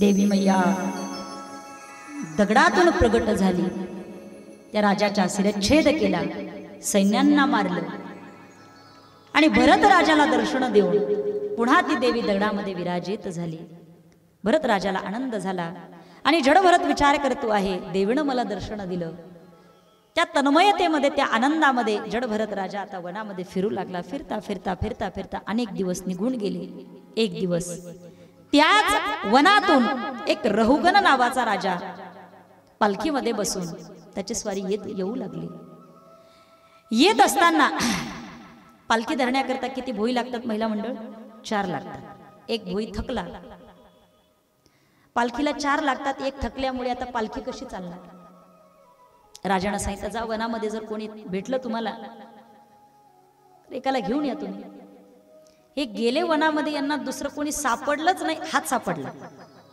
आणि जडभरत सापडल्याबरोबर हे त्याला म्हणू लागले येतोस का आमच्या बरोबर पुन्हा विचारलं नाही कशाला काय कशासाठी काय काम आहे काहीच नाही जडभरत निघाला त्यांच्या समवेत आला आणि सांगितलं हे बघ म्हणे ही पालखी धरायची आहे म्हणे ठीक आहे यांना असं वाटलं हा नवीन आहे तर याला पुढे आपण पालखी धरण्याकरता जागा देऊ 2 जण पुढे 2 जण मागे हा जडभरत पुढे बाकीचे 2 जण मागे पालखी निघाली जडभरत हा असा होता चालत असताना पायाखाली जर एखादी मुंगी आली मुंगळा आला तर ते येऊ देत नव्हता मरू देत नव्हता असे पाय लांब करून टाकायचा आणि पालखीवाल्यांनी चालत असताना समपावली चाललं पाहिजे एक जर थोडा विरुद्ध पाय पडला तर चालता येईल का परिणामतः हा यांनी लांब पाऊल टाकलं ते पालखी हलायची त्याच्यात बसणारा रहुगण राजा त्याला ती पालखी लागायची असं 2-4 वेळेला झालं रहुगणाला राग आला तो म्हणू लागला का रे कोणाला स्वतःचं प्राण प्रिय नाही कोणाला मरायचं आहे मृत्यूदंडाची शिक्षा मी देईल राजा आहे कोण व्यवस्थित चालत नाही एका भोयाने हिम्मत केली राजाला सांगितलं राजन आम्ही व्यवस्थित चालतो पण हा जो नवीन आला आहे ना हा जरा नीट चालत नाही रहुगण राजा त्याच्यावरती ओरडला का रे तुला समजत नाही मी राजा आहे मी तुला या क्षणाला मृत्यूदंडाची शिक्षा देऊ शकतो तुला मरायचं आहे तुला जडभरत राजा म्हणू लागला आत्ता जर मी बोललो नाही तर मी पुढे कधीच बोलू शकणार नाही जडभरत राजा त्यावेळेला बोलला पण काय बोलला जडभरत म्हणू लागला हे राजन तुम्ही मला मारायचं म्हणता आहात पण तुम्ही मला मारणारे कोण आहात कारण मला त्यानं हे जीवन दिलं त्यांनी हा देह दिला ज्यानं मला देह दिलेला आहे ना तोच माझा प्राण सुद्धा घेऊन जाणार आहे तुम्ही मला मारणारे कोण आहात रघुनंदन राजा म्हणू लागले बाकीचे 3 जण जे आहेत ना, यांना जर मी बोललो असतं तर यांनी प्रतिशब्द बोलला नसता, पण हा नेमका चौथा कोण आहे? कोणीतरी साधू असावा, कोणीतरी सत्पुरुष असावा. बोलणाऱ्याच्या मुखामध्ये सुद्धा ताकद असते महाराज, ताकद असते. एवढा शब्द बोलल्याबरोबर रघुगजाने पालखी थांबवायला लावली. पालखी थांबवली. रघुगण राजा उतरला, जडभरताच्या समोर गेला, हात जोडले आणि म्हणू लागला, महाराज आपण कोण आहे? जडभरताने सांगितलं, या देहाला भरत असं म्हणतात. राजन सांगा ना, तुम्ही जो मला हा उपदेश केला की मी तुम्हाला मारू शकत नाही, देह त्याने दिलेला आहे, मला काहीतरी चांगला उपदेश करा ना. त्यावेळेला जडभरताने रघुगण राजाला एक उपदेश केला. आणि तो उपदेश कोणता आहे? हे राजन ऐक, तू राजा आहे, तुला असं वाटतं की मी राजा असल्यामुळे काहीही करू शकतो, माझ्याकडे ऐश्वर्य आहे, संपत्ती आहे, मी काहीही करू शकेल. कारण ज्याच्याकडे राजसत्ता असते, ज्याच्याकडे पैसा असतो, ज्याच्याकडे संपत्ती असते, त्याचं बोलणं जरा गुरमीचं असतं. कोणी असू द्या तिथे. रोज आम्ही कार्यक्रमाच्या निमित्ताने रोज फिरतो, रोज आमदार असू द्या, खासदार असू द्या, कोणताही व्यक्ती असू द्या, रोज आम्ही त्याला पाहतो. श्रीमंत व्यक्तीचं बोलणं वेगळं असतं, विद्वानाचं बोलणं वेगळं असतं, ज्याच्याकडे ऐश्वर्य संपत्ती आहे, पद आहे, त्याचं बोलणं वेगळं असतं. आणि एखादा साधू, एखादा सत्पुरुष, वृत्ती चांगला असणारा व्यक्ती जो आहे, त्याचं बोलणं वेगळं असतं. रघुगण राजा म्हणू लागला, हे राजन सांगा ना, काहीतरी मला उपदेश करा. त्यावेळेला जडभरत म्हणतो आहे, हे राजन ऐक, 5 गोष्टी राजा पैशाने विकत घेता येत नाही. त्यातली पहिली गोष्ट आहे आयुष्य, पैशाने विकत घेता येत नाही. दुसरी झोप, पैशाने विकत घेता येत नाही. तिसरं सुख, पैशाने विकत घेता येत नाही. चौथं परमात्मा, पैशाने विकत घेता येत नाही. आणि 5वं आई वडील, पैशांनी विकत घेता येत नाही. किती गोष्टी झाल्या? 5. आयुष्य, झोप, सुख, परमात्मा आणि आई वडील पैशांनी विकत घेता येत नाही. आयुष्य पैशांनी विकत घेता येतं का? एखाद्याचं 80 वय झालं आणि तो 25 वर्षाच्या मुलाला म्हणू लागला, दादा तुझं 25 वय झालं, त्याच्यातले 5 मला दे. होतं का असं? नाही होत. आयुष्य पैशांनी विकत घेता येत नाही. 2, झोप पैशांनी विकत घेता येते का? नाही. काहींकडे एवढी संपत्ती असते, पैसा असतो, झोपेच्या गोळ्या घ्याव्या लागतात. गादी चांगली असते, 15-20 लाखाची गादी, 15-20 हजाराची गादी असते, पण डॉक्टरने सांगितलेलं असतं गादीवर पाय सुद्धा ठेवायचा नाही, खाली खाली झोपायचं. मग तो फक्त गादीकडे पाहत असतो. मग आमच्यासारखे कीर्तनकार गेले ते म्हणतात, महाराज एवढा मोठा बंगला बांधला, कोटीचा बंगला आहे, महाराज तुमची व्यवस्था करतो, खूप छान व्यवस्था आहे, चिंता करू नका, या गादीवरती तुम्ही झोपा.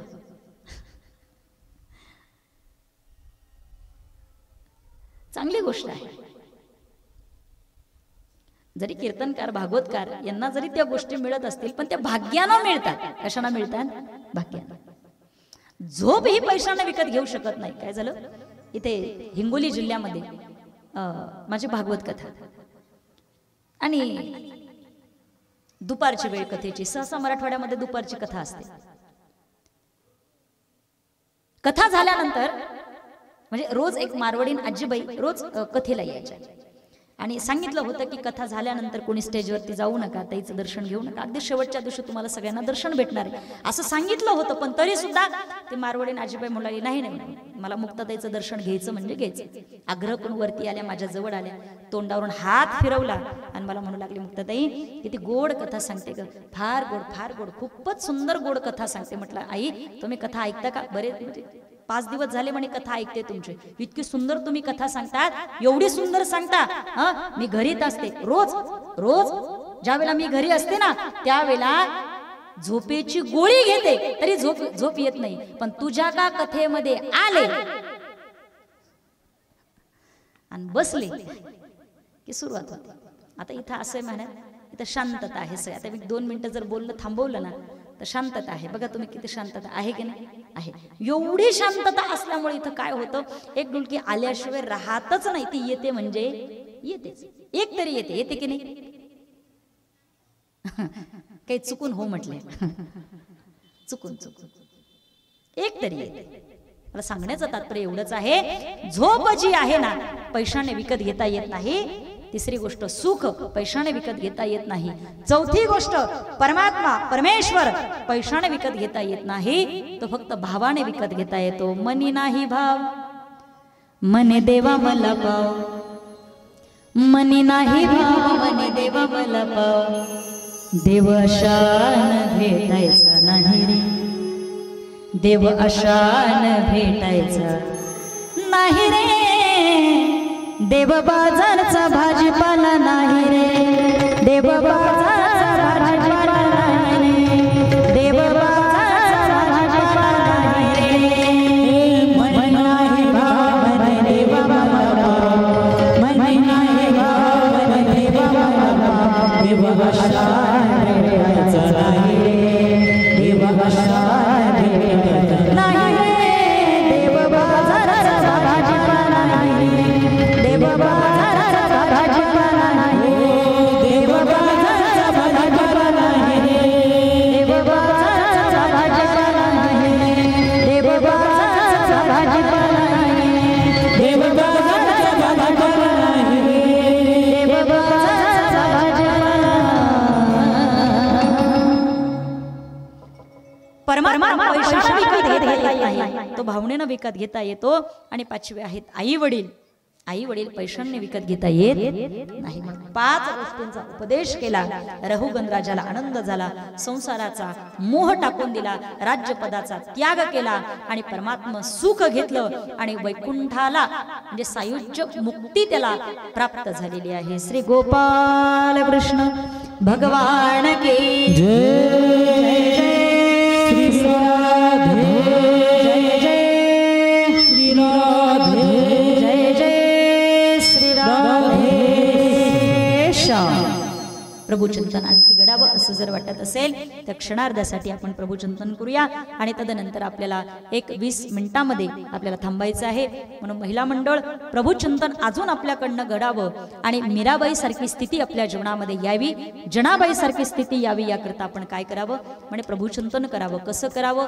नाचावं, गावं आणि आनंद घ्यावा. चला काही क्षणासाठी आनंद घेऊया. सगळ्यांनी आपल्या जागेवरून उठून उभं राहायचं आहे. सगळ्यांनी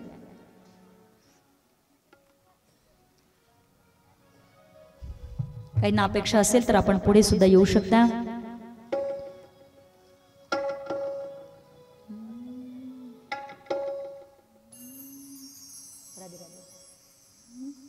राधे राधे बोलो, राधे राधे, राधे राधे बोलो, राधे राधे, राधे राधे बोलो, राधे राधे, राधे राधे बोलो, राधे राधे, राधे राधे बोलो, राधे राधे, राधे राधे बोलो, राधे राधे, राधे राधे बोलो, राधे या या राधे राधे बोलो, राधे राधे, राधे राधे.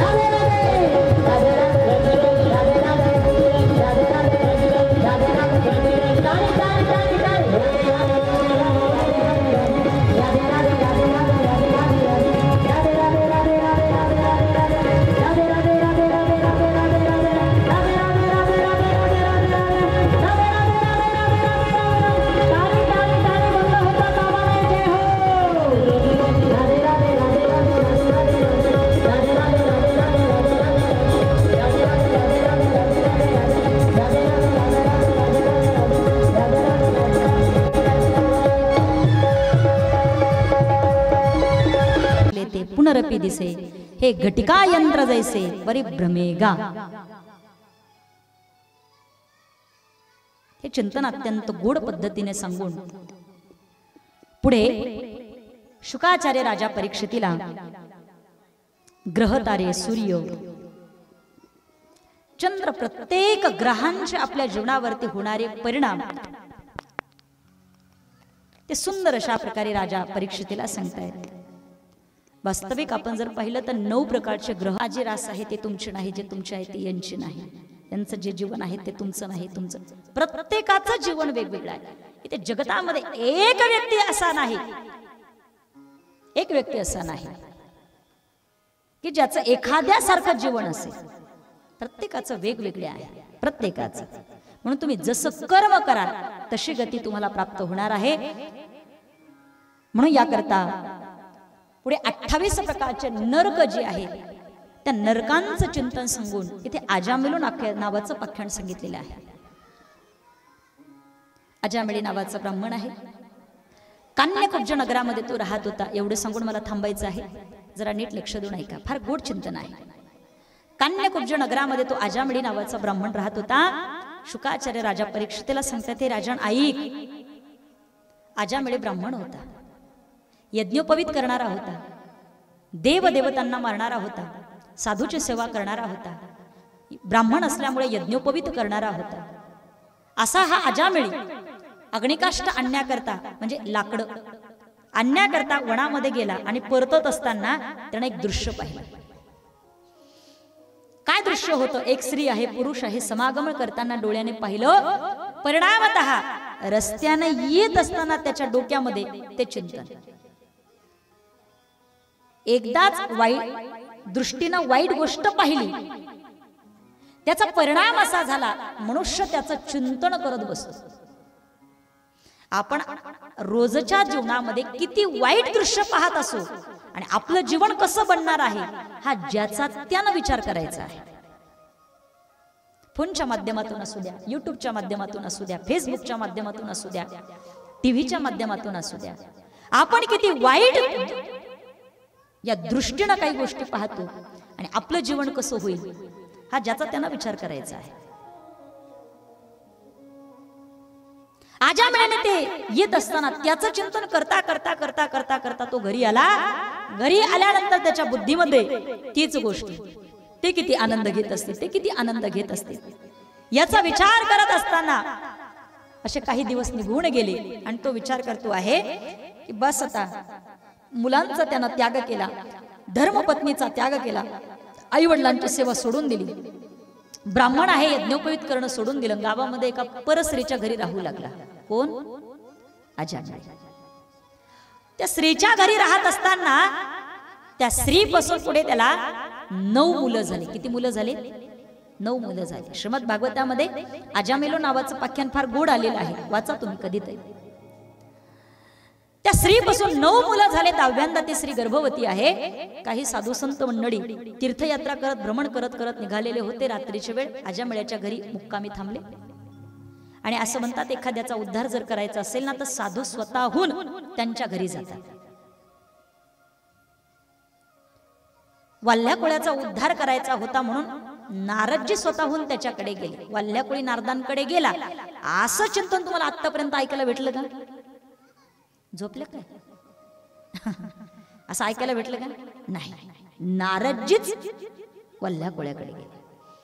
तसं हे साधू संत मंडळी स्वतःहून अजामिळ्याच्या घरी रात्रभर मुक्काम केला. त्याच्या घरचं भोजन केलं. सकाळ झाली, स्नान संध्या झाली, भोजन केलं आणि निघणार इतक्यामध्ये अजामिळ्याने आवाज दिला, महाराज थांबा. आणि काय जाताय तुम्ही?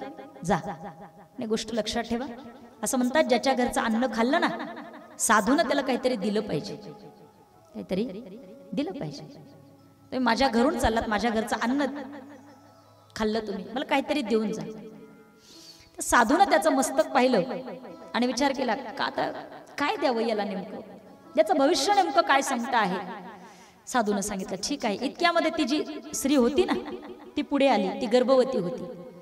साधूनं तिच्याकडे पाहिलं आणि सांगितलं, म्हणे किती मुलं आहेत? म्हणे 9 आहेत. आता 10व्यांदा गर्भवती आहे. बर, मुलगाच होणार आहे तुला. बर, हे फक्त एक काम कर, या मुलाचं नाव फक्त चांगलं ठेव. म्हणजे मग महाराज मला जर चांगलं कळलं असतं तर तुम्हाला विचारलं असतं का? मग तुम्हीच सांगा या मुलाचं नाव काय ठेव. म्हणजे ठेव मुलाचं नाव नारायण. काय ना मुलाचं नाव ठेवायला लावलं? नारायण. साधू संत मंडळी निघून गेले. काही दिवसानंतर तिसरी प्रसूत झाली. आठवलं साधूनं काय सांगितलं, मुलाचं नाव नारायण ठेवायचं. नाव ठेवलं नारायण. भागवतामध्ये असं वर्णन आलं, वयाच्या 80व्या वर्षी आजा मेळ्याला हा नारायण मुलगा झालेला होता. कितव्या वर्षी? 80व्या वयाच्या उतार वयामध्ये. त्याचा परिणाम असा व्हायचा, त्या आजामेळ्याचं इतकं प्रेम त्याच्यावरती जडलं ना, इतकं प्रेम. आजामेळेला माझ्या जवळ दे, आजामेळेला हे दे. आजामेळे म्हणायचं नारायणाला हे दे, नारायणाला ते दे. सतत मुखामध्ये कुणाचं नाव? आजामेळ्याच्या नारायणाचं. एक दिवस आयुष्याची दोरी तुटली. यमानं पाश टाकले. प्राण उत्क्रमण होणार इतक्यामध्ये आजामेळी घाबरला. यमाचं ते अकराळ विकराळ स्वरूप पाहिलं, घाबरला. आणि असं म्हणतात घाबरल्यानंतर माणसाला जवळच्या व्यक्तीचं नाव आठवतं. आता याला जवळचं कोण होतं? नारायण.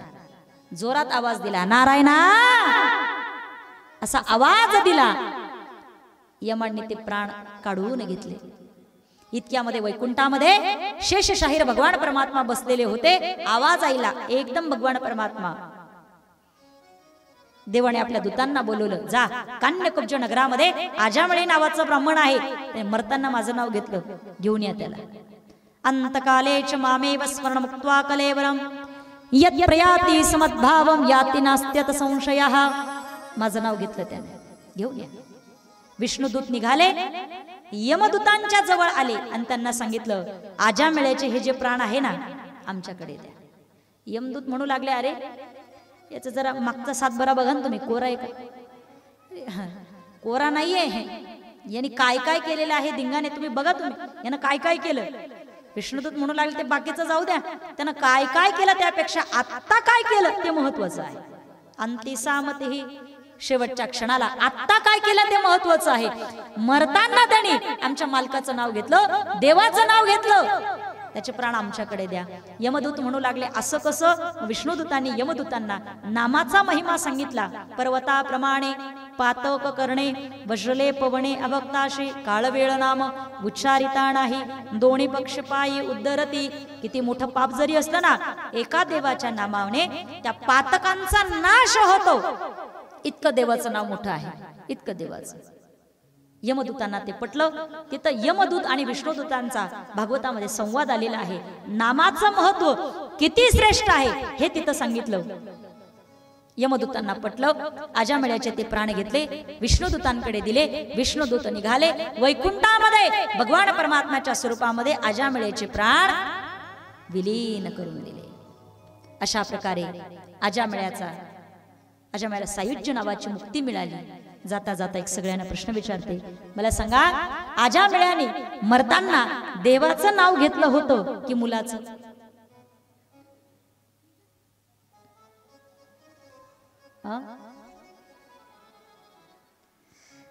काय करा, आजचा पूर्ण दिवस तुम्हाला देते मी, म्हणजे आजची पूर्ण रात्र देते, उद्याचा पूर्ण दिवस पण देते. तुमच्या ठरवान उद्या मला सांगायला या, चालेल ना? मरताना आजामेळ्याने मुलाचं नाव घेतलं होतं की देवाचं? तुमचं काय म्हणणं आहे? मुलाचं, देवाचं नाही ना? बरं, तुमचं म्हणणं काय? बरं, मुलाचं, देवाचं नाही ना? बरं, देवाचं, मुलाचं नाही ना? बरं, देवाचं, मुलाचं नाही ना? असं कसं होईल? बरं, मुलाचं असू द्या, देवाचं नाही ना? बरं, आता एक सुंदर आपल्याला चिंता सांगते, ऐका. मुलाच्या निमित्ताने देवाचं नाव मुखामध्ये आलं. म्हणून महिला मंडळ आजच्या कथेतून घरी जात असताना एवढीच गोष्ट घेऊन जायची. आपल्याला मुलगा झाला असेल, नातू झाला असेल, पंतू झाला असेल, नाती झाली असेल तर काय करायचं? त्याचं नाव फक्त चांगलं ठेवायचं. निमित्ताने अंतकाळाच्या वेळेला का होईना पण देवाचं नाव मुखामध्ये येणारच. मुलगा जर असेल ना तर नाव ठेवा निवृत्ती, ज्ञानदेव, सोपान, अर्जुन, नारायण, किती चांगले नाव आहेत. मुलगी जर झाली असेल तर नाव ठेवा जना, मुक्ता, मीरा, नारायणी, गीता, ज्ञानेश्वरी, किती चांगली नाव आहेत. पण आता महाराज असे नावं ठेवायला लागले. आर्ची, परशा, असे जर नावं ठेवले देवाला 29 नरक तयार करावं लागणार आहे. पण मुलांची नावं चांगली ठेवा. एका माणसाने आपल्या फार दिवसांनी त्याला मुलगी झाली आणि त्याने त्याच्या मुलीचं नाव ठेवलं फजिती. काय नाव ठेवलं? फजिती. फजिती लहानाची मोठी झाली. एक दिवस बाजारामध्ये तिच्या हाताला पकडलं आणि घेऊन गेला तिला. पावसाळ्याचे दिवस होते, पाऊस पडायला लागला. लोक त्यांचा माल व्यवस्थित राहायच्या करता धावपळ करू लागले. कोणी बारदाना जाय, कोण काय कोण काय कोण काय, लोकांची गडबड चालू झाली. आणि नेमकं लोकांच्या गडबडीमध्ये याच्या हातातली याची फजिती सुटली. ती एका बाजूला, हा एका बाजूला. आता फजिती एका बाजूला, हा एका बाजूला. फजितीला शोधायचं, पण कसं शोधायचं? मग हा याला कोणी दिसलं की त्यांना एकच प्रश्न विचारायचा, का हो तुम्ही माझी फजिती पाहिली का? लोक म्हणायचे आमचीच काय कमी म्हणून तुझी पाहावी. दृष्टांत संपला, सिद्धांत गोड आहे. मुलांची नावं चांगली ठेवा. परिणामतः आपल्या मुखारविंदामध्ये देवाचं भजन घडेल. अशा प्रकारे प्रभुचिंतन आपल्या जीवनामध्ये करत चला. आता मात्र इथे अजामिलो नावाचं पाख्यान झालेलं आहे. दक्षाच्या वंशाची कथा पुढे सांगण्यात आलेली आहे. त्याही कथेचं आपल्याला चिंतन करायचं आहे. परंतु आजच्या दिवशी नाही, उद्याच्या दिवशी आपण आता सप्तम अष्टम स्कंदापर्यंत येऊन पोहोचलेला आहे. 2 स्कंद आपल्याला उद्याच्या दिवशी बघून कृष्ण जन्म या ठिकाणी करायचा आहे. महिला मंडळ आपल्या सगळ्यांना विनंती आहे, उद्याच्या दिवशी येत असताना सुंठवडे आपण तयार करून आणायचे आहे. कारण उद्या कृष्ण जन्म आहे. येत असताना महिला मंडळांनी आपण पिवळ्या रंगाचं वस्त्र परिधान करून यायचं आहे. म्हणजे पिवळ्या रंगाची पिवळ्या रंगाची साडी आपण परिधान करून यायची आहे. तुम्ही म्हणाल पिवळीच का? याचं कारण आहे, पिवळा पितांबर कैसा गगनी झळकळा आणि गरुडावर बैसुनी माझा कैवार्याला. देवाला कोणतं वस्त्र आवडतं? पिवळं वस्त्र अत्यंत आवडतं. मग उद्या कृष्ण जन्म आहे, देव जन्माला येणार आहे. मग देवाला आपण पाहणार आहोत की नाही? मग जसं आपण देवाला पाहणार आहोत तसं देव सुद्धा आपल्याला पाहणार आहे. मग त्याला जे आवडतं ना ते आपण दिलं पाहिजे. त्याला जे आवडतं ते द्यावं. उद्या महिला मंडळ पिवळ्या रंगाची साडी परिधान करून यावी. येत असताना सुंठवडे घेऊन या. सुंदर अशा प्रकारे असणारा हा जो माहोल आहे ना, उद्याच्या दिवशी सजवण्यात येणार आहे. सुंदर अशा प्रकारे येथे फुगे लावून वातावरण अगदी मंगलमय होणार आहे. उद्याच्या दिवशी आपल्याला प्रचंड आनंद घ्यायचा आहे. जो आनंद 1 वर्षापर्यंत आपल्या हृदयस्थ, आपल्या कंठस्थ आणि आपल्या कानामध्ये तसाच राहणार आहे आणि डोळ्यामध्ये तसाच तो पाहून साठवून आपल्याला ठेवायचा आहे. 1 वर्षभर पुन्हा आपल्याला आनंद आहे. पुन्हा पुढच्या वर्षी घ्यायचा आहे. पण या वर्षीचा आनंद पुढच्या वर्षी, उद्याचा हा दिवस कोणी पाहिला, पुढच्या वर्षीचं ते अजिबात डोक्यात नाही. आत्ताचा जो आनंद आहे ना उद्याचा, तोच आपण घ्यायचा आहे. उद्याच्या दिवशी आपण सगळ्यांनी कृष्ण जन्माकरता उपस्थित राहा अशी सगळ्यांना विनंती आहे. तुम्ही म्हणाल त्यांना सांगितलं मग आमचं काय? तुम्ही पण तसंच पिवळ्या रंगाचे वस्त्र जे आहे अंगावरती परिधान करून या अशी सगळ्यांना विनंती करते आहे. येत असताना सुंठवडे घेऊन या हेही मी तुम्हाला सांगितलेलं आहे. पण ऐका, कुणाच्या लेकराला जर आपण पाहायला गेलो, आमच्या कृष्णाला तुम्ही पाहायला येणार आहात, मग तसं आपण दुसऱ्याच्या मुलांना पाहायला जातो का? मग काय घेऊन जातो? सोन्याची अंगठी, हातातले कडे, पायातले पैंजण, कानातल्या बाळ्या. उद्या कृष्ण जन्माला येणार आहे. मग सगळ्यांनी घेऊन यायचं आहे. कोणी आजी व्हा, कोणी आई व्हा, कोणी आत्या व्हा, हे सगळं कृष्णाकरता घेऊन या. ते म्हणाल ब ब ब ब ब ब एवढं सांगितलं मग उद्या जायचंच नाही. तसं करू नका. अजून बहुसंख्येनं आपण या आणि कृष्ण जन्माचा आनंद घ्या अशी सगळ्यांना विनंती करून आजची ही झालेली परम पवित्र कथा भगवान कृष्ण परमात्म्याच्या चरणारविंदी समर्पित करून आदरणीय गायकर आबा आणि असणारे आई साहेब यांच्या चरणारविंदी आजची ही सेवा समर्पित करून आजच्या सेवेला ह्याच ठिकाणी पूर्णविराम. सगळ्यांना विनंती आहे, क्षणार्धासाठी भजन करूया आणि थांबायचं आहे. श्री कृष्ण गोविंद हरे मुरारी हे नाथ